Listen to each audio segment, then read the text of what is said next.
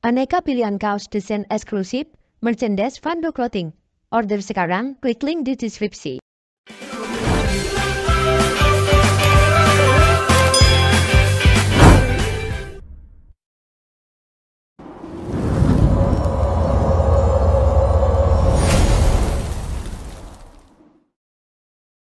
Nah, karena waktu itu kita ngobrolnya di mall, di kafe, kita ambil contohnya buah segar gitu, karena itu dekat sama supermarket gitu. Lalu ya kita ambil contohnya buah segar, bagaimana buah-buah dari buah impor itu tuh bagus-bagus gitu ya, warnanya seragam, bentuknya seragam, gradasi warnanya seragam, lalu kemudian juga packagingnya bagus-bagus gitu, dipakai buat hantaran kalau lagi Imlek, lagi Lebaran dan sebagainya, ditaruhnya di pendingin dan harganya relatif stabil. Sedangkan kalau kita bicara buah lokal, yaitu tadi ya, ada yang gede, ada yang kecil, ada yang bagus, ada yang jelek, ada yang penyok, ada yang busuk, ada yang pokoknya dicurah gitu waktu itu.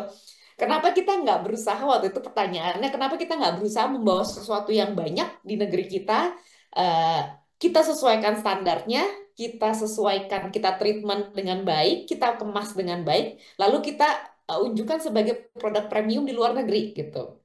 Nah, ya mungkin kalau orang bilang the more you know, the more you fear. Nah, karena waktu itu saya nggak tahu, nggak ngerti apa-apa sebenarnya tentang buah. Saya pikir itu masuk akal banget ya pemikiran seperti itu. Kenapa kita nggak coba? Ya udah jadi waktu itu si partner saya itu coba lihat marketnya, dia coba lihat di sana tuh sebenarnya ada kesempatan apa dan sebagainya. Di saya adalah di bagian supply-nya. Jadi saya yang jalan ke petani berdua sama teman saya, teman SMA saya yang juga suka jalan-jalan gitu, kita keliling kemudian kita coba lihat opportunity yang ada, buahnya ada di mana dan sebagainya, sampai kemudian bisa melakukan ekspor gitu. Jadi kadang-kadang mungkin berawal dari ngobrol-ngobrol, mudah-mudahan malam ini ada dari sini ada teman-teman yang punya ide bisnis yang kita coba aja gitu. Kadang-kadang ya bisnis yang baik itu apa ya? Kalau saya selalu bilang bisnis yang baik itu bisnis yang dimulai sih gitu, karena kita nggak akan pernah tahu juga gitu ujungnya seperti apa. Kurang lebih gitu, Dokter Catherine, mudah-mudahan bisa menjawab.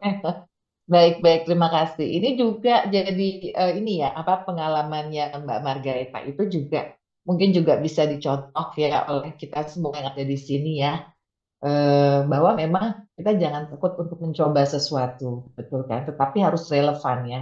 Kita juga harus berpikir dampaknya atau kita juga harus lihat apa yang menjadi risiko-risikonya.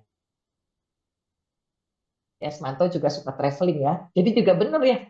Kalau kita nggak suka traveling ya, selain untuk healing ya, kata Iya, ya, itu juga betul artinya betul. peluang itu bisa ada kalau kita juga bisa lihat ke beberapa daerah. Benar nggak? Apa yang menjadi peluang gitu? Memang jangan takut mencoba, udah gitu untuk melihat peluang gitu kan. Dengan melihat peluang itu pasti kita juga harus kemana-mana ya. Link kita juga harus banyak, betul ya. Kalau nggak ada ya repot juga.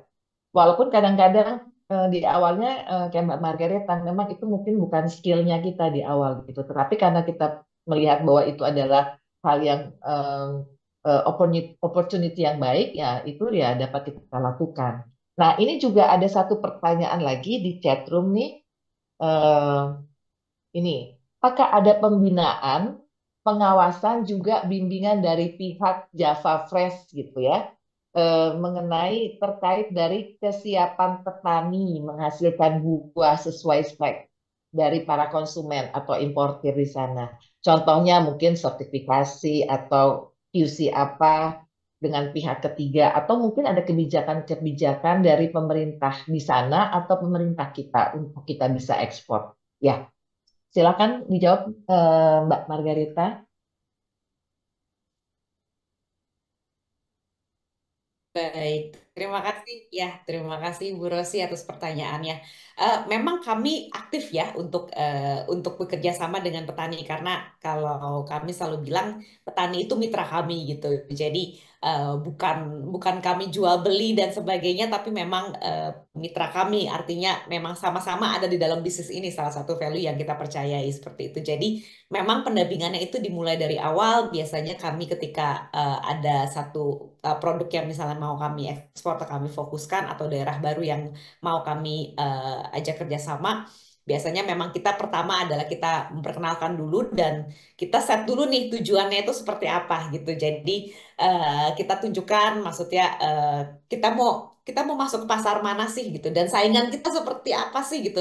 Manggis ini nih akan ada di sebelahnya cherry yang mengkilap, apel yang bersih dan sebagainya. Dia harus sama dengan takaran ini, kalau enggak tidak akan terlihat menarik, apalagi dengan harga yang tinggi. Kita juga kasih tahu juga price point-nya itu seperti apa, karena tadi kita juga akan jelaskan harga-harga, faktor-faktor harga apa sih yang masuk ke dalam harga sehingga kemudian dijual 21 euro sekilonya gitu. Karena itu merupakan penghargaan terhadap produk juga seperti itu. Nah, dari situ kemudian biasanya kita akan turunkan lagi ke arah kalau ini kualitas, ini standar yang mau kita capai, kira-kira kita harus melakukan apa ya untuk mencapai si standar itu. Yang pertama biasanya kita akan lihat praktek yang sudah berjalan secara secara lokal seperti itu, karena teman-teman petani sebenarnya udah bekerja dengan buah-buahan itu udah puluhan tahun. Kalau bicara tentang ilmu pengetahuan jauh lebih banyak teman-teman petani daripada saya. Saya mah apa uh, kursus kejar paket A gitu ya. Kalau pengetahuan buahnya, justru malah saya belajar banyak dari teman-teman petani. Justru malah knowledge-nya itu ada di situ. Hanya memang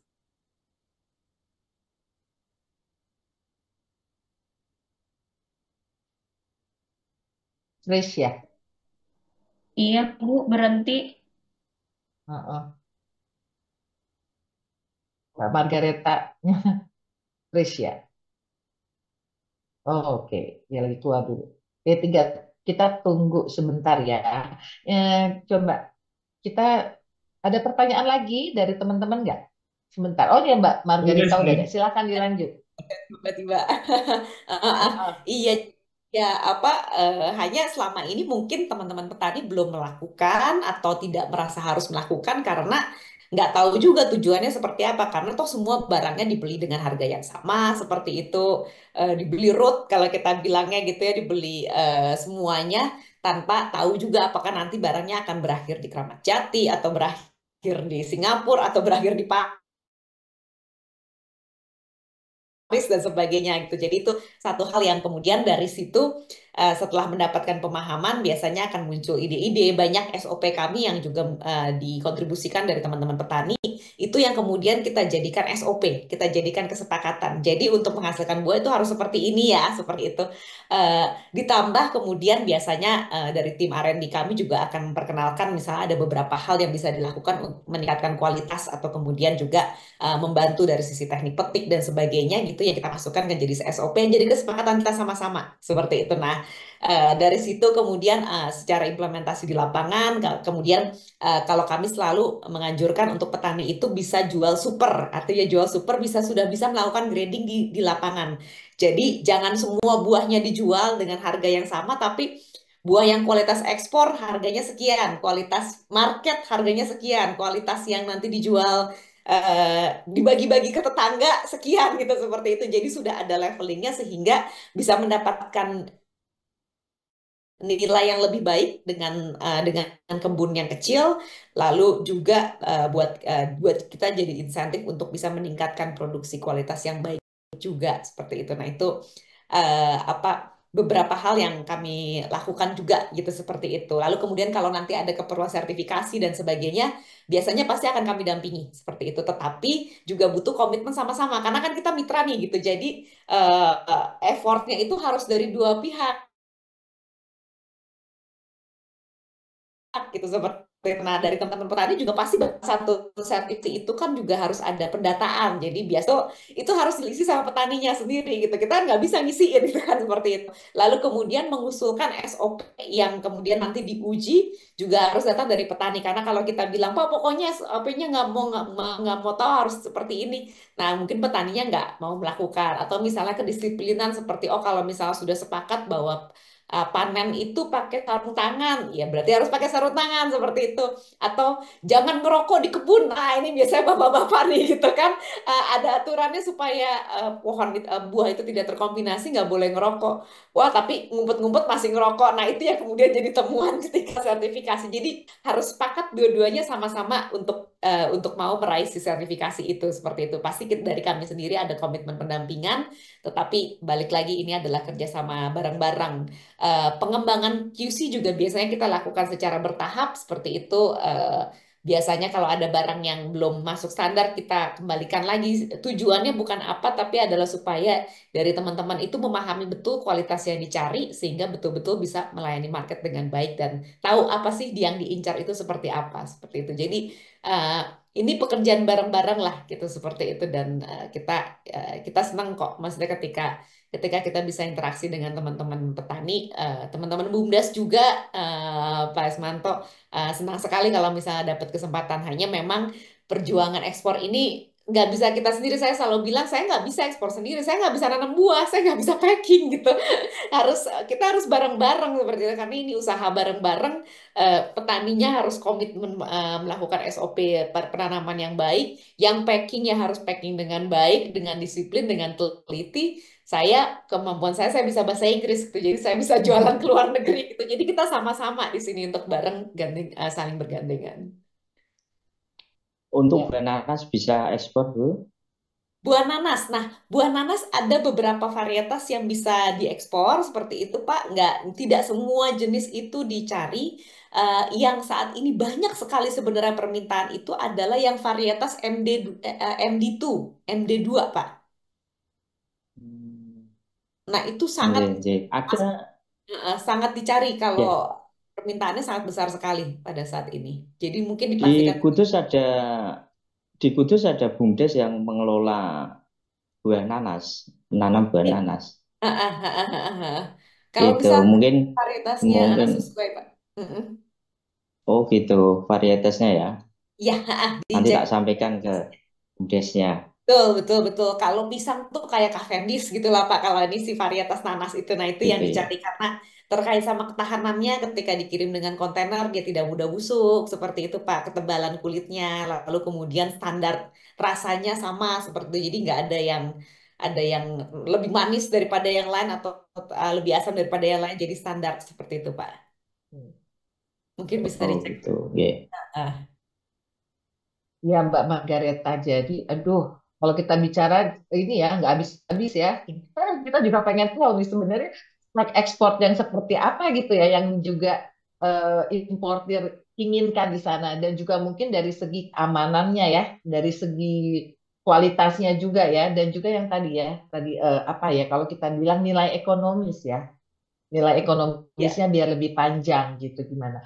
Nah, mungkin juga nanti kita bisa berkolaborasi ya kan dengan BUMDes Kudus, dengan juga Java Fresh gitu ya.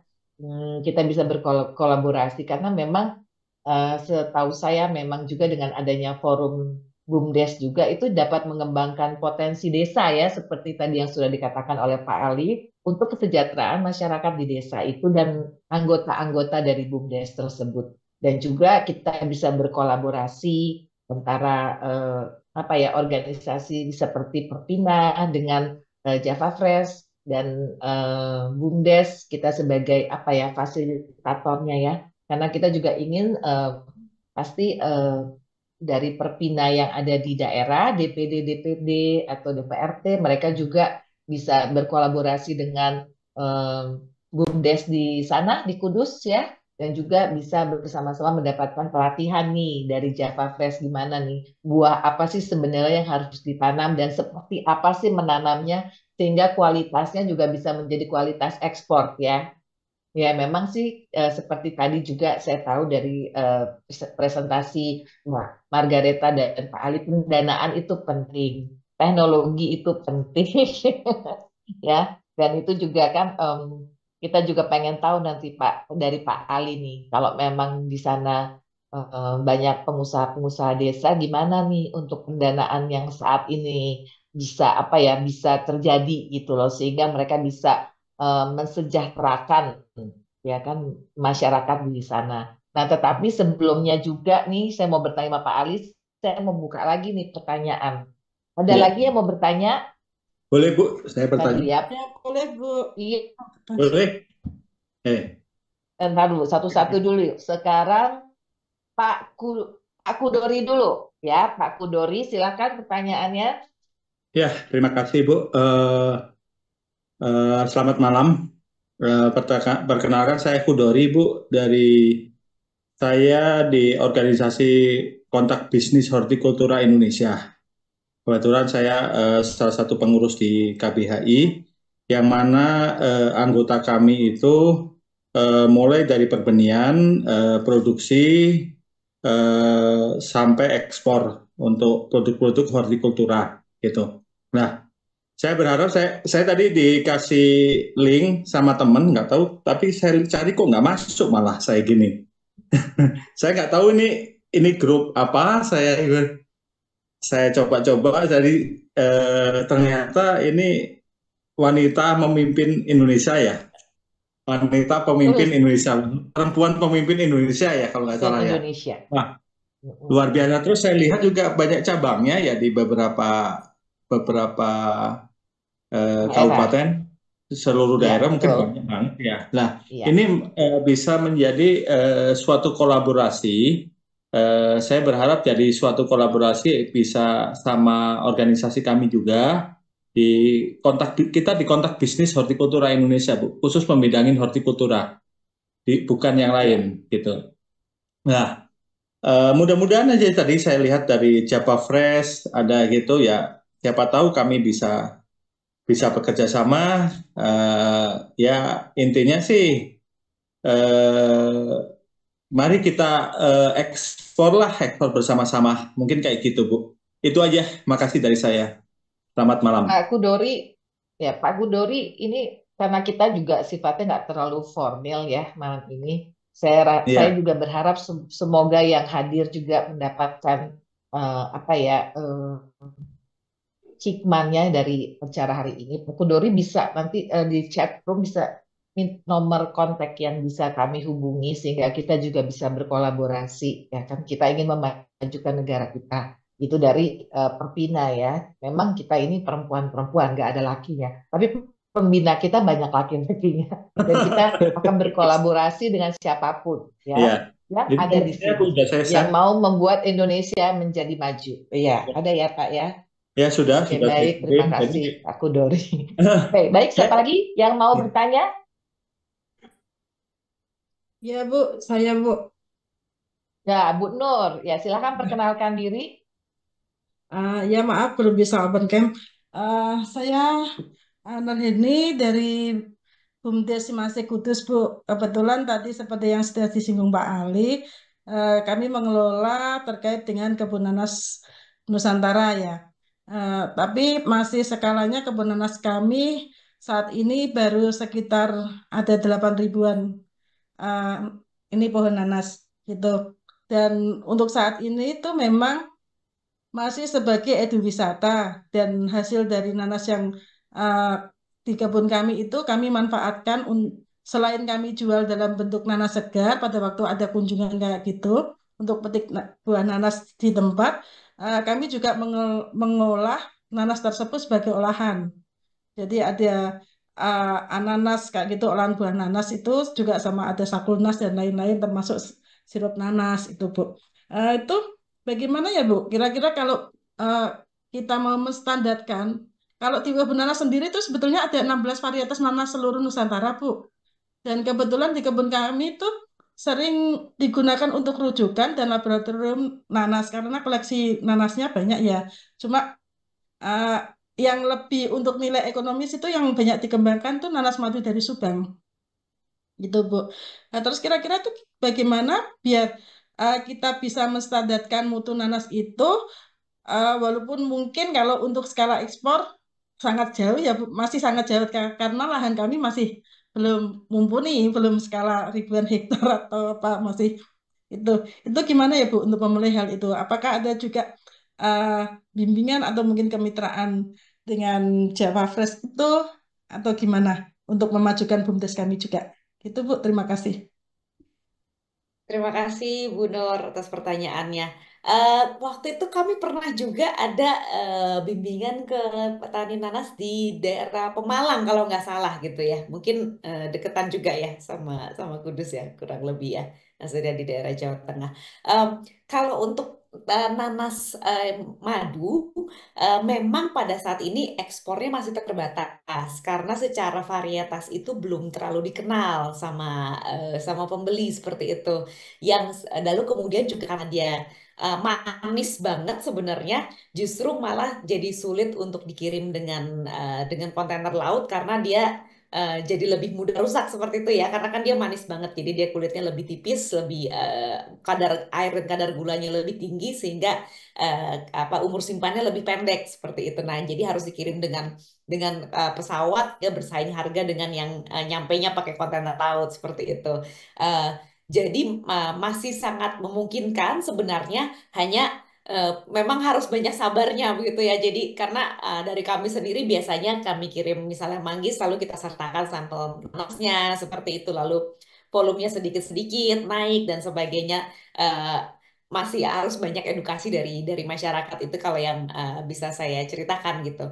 Kalau misalnya untuk kita bicara tentang nanas yang MD2, memang secara demand di pasarnya itu sudah sangat besar sekali gitu, karena eh, memang sudah menjadi skala industri seperti itu, sesuatu yang diminta dan permintaannya memang kontaineran. Tetapi kalau kita bicara pasar ya, sebenarnya pasar domestik pun juga menarik seperti itu. Apalagi kalau tadi Ibu Nur bilang punya berbagai varietas nanas. Bisa juga justru malah menjadi kelebihannya ketika masuk pasar domestik karena ada berbagai varietas yang bisa ditawarkan gitu, baik segar maupun juga olahannya gitu. Jadi kita bisa lihat lagi bareng-bareng sebenarnya pasarnya seperti apa, yang menarik seperti apa. Tidak harus ekspor sebenarnya karena Indonesia juga kan penduduknya banyak juga gitu. Jadi bisa jadi pasar yang menarik juga menurut saya gitu. Jadi kita lihat apa yang kita punya sebagai kelebihannya dan apa yang kita bisa kawinkan sebagai mana nih pasar yang cocok juga untuk produk saya seperti itu. Nanti bisa ngobrol-ngobrol, Bu Nur. Kita ini kok apa namanya terbuka juga untuk nanti kita ngobrol. Nanti saya main gitu ke Kudus ya gitu, untuk lihat potensi di sana seperti itu. Eh, dan kita bisa pikirkan bareng-bareng kira-kira mana yang terbaik untuk produk yang saat ini Ya, dihasilkan. siap Bu. Kami tunggu nanti kehadiran di Kudus. Ya, kasih. Baik, terima kasih banyak. Mbak Nur, saya buka satu lagi pertanyaan. Bagi siapa yang mau bertanya, silakan. Ada yang mau bertanya? Pak Eko itu mau tanya, Pak Oke, Eko siap Sujatmo. Pak Eko Sujatmo, silakan Pak Eko perkenalkan diri. Ini yang terakhir ya, udah Ya, jamnya. asik dapat kesempatan terakhir. Terima kasih Bu Catherine. Ya, Perkenalkan, saya Eko Sujatmo. Saya yang biasa membawakan tasnya Mas Ali. Jadi Mas Ali ini kan oh, direktur, saya yang biasa tasnya beliau. Sebagai pembantunya Mas Ali, saya ingin lengkapi saja cerita dari Mas Ali supaya hasrat Bu Catherine maupun Kak Margareta untuk datang ke Kudus supaya cepatnya bisa terwujud gitu ya. Yang pertama, potensi di Kudus, karena Kudus ini terbentang Pegunungan Muria dan juga Pegunungan Pati Ayam, itu memiliki potensi buah lokal yang sangat luar biasa, meskipun datanya belum kita bisa siapkan berapa suplainya ya, tapi secara luasan itu ada ratusan hektar. Bahkan di Pegunungan Pati Ayam sekarang sedang ditanam buah mangga, varietas mana lagi, ratusan hektar itu ya.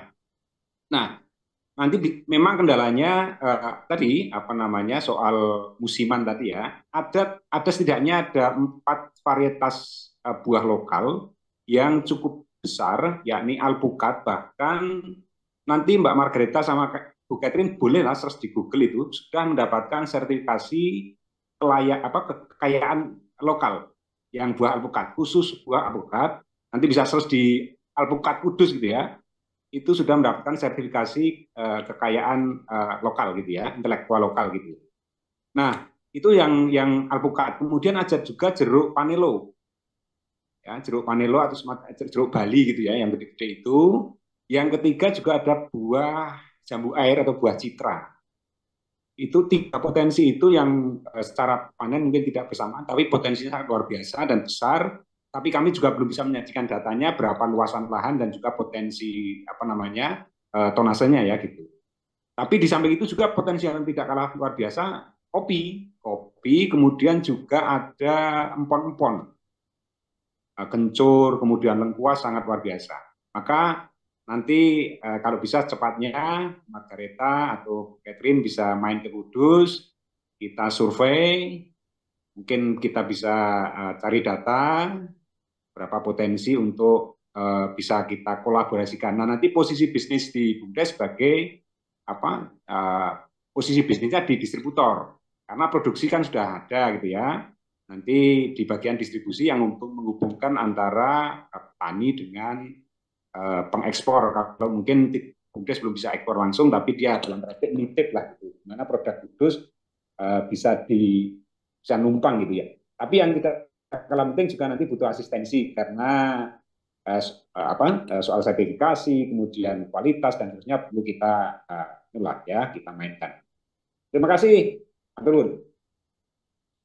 Ya, baik. Terima kasih Pak Eko Sujatmo. Ya, hari ini kayaknya masih banyak nih yang exciting ya mau bertanya gitu loh. Karena kan memang untuk ekspor itu bukan hal yang mudah gitu. Saya juga merasakan hal itu, ya kan. Tetapi kalau yang sudah berpengalaman, apalagi Mbak Margareta ini bisa sharing, ya. Mungkin ini adalah momentum yang baik ya untuk kita bisa berkolaborasi antara Java Fresh, Perpina ya, dan juga antara BUMDes ya. Terutama di sini adalah BUMDes yang ada di Kudus.